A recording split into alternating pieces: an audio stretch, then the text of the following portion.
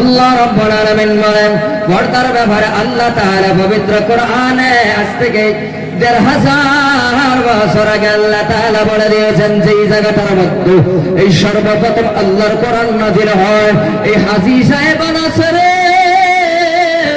Medina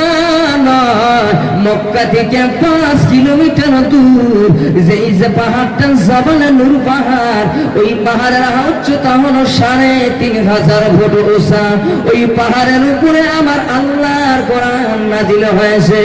ওই জায়গাটার মধ্যে আমার আল্লাহর কোরআন নাযিল হয়েছে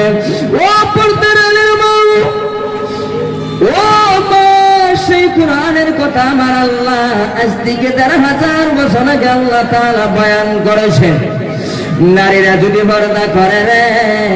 নারীদের ইজ্জত সম্মান আমার আল্লাহ বাড়াইয়া দেয় দুনিয়াতেও বাড়ায় এবং আখিরাতেও বাড়াইয়া দিবে জোরে কন্যা সুবহানাল্লাহ